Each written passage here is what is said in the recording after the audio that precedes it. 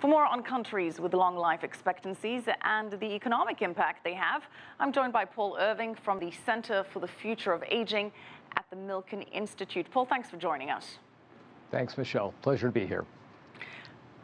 Paul, is there a correlation between countries with the strongest, best performing economies and the highest life expectancy rates?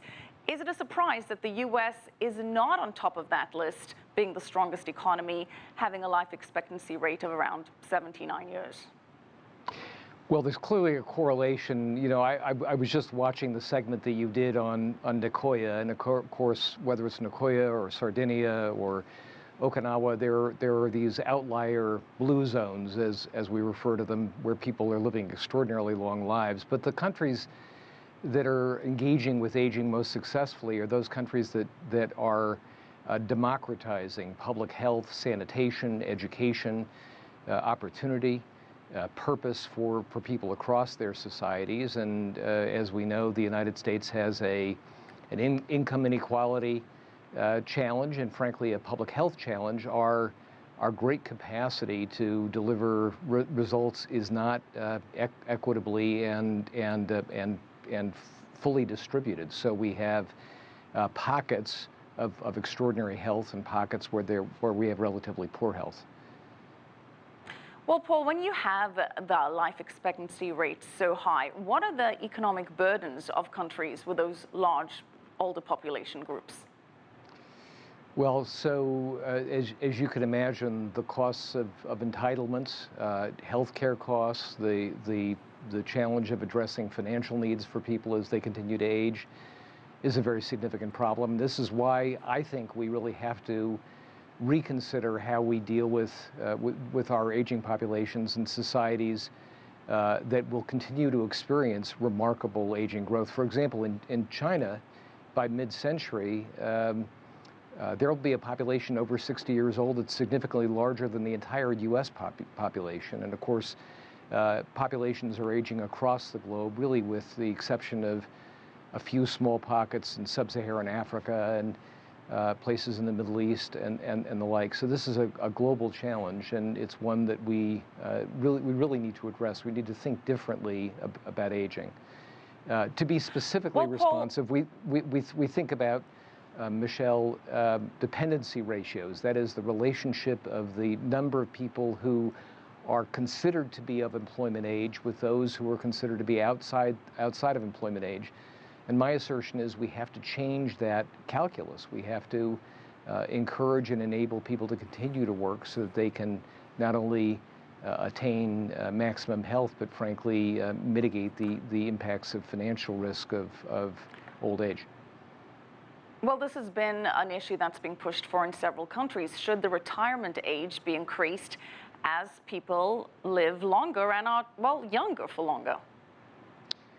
Well, I think, look, I don't believe in mandates. I don't think that we should be forcing people to work who are either unable to work or disinclined to work, but I certainly think we need to address ageism and the general notion that at some stage one, by definition, loses the capacity to add value. In fact, what we know increasingly about older workers is that they provide balance. They bring, obviously, experience, wisdom, and judgment to their positions.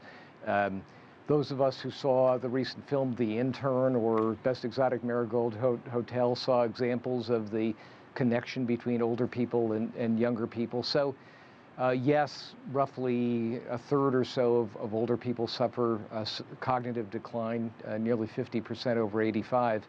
But the notion that someone in their 50s or 60s should be encouraged out of the workplace, to me, is absurd. It's a 20th century construct that no longer relates to the reality of longevity today or the longevity that we're going to experience in the coming decades.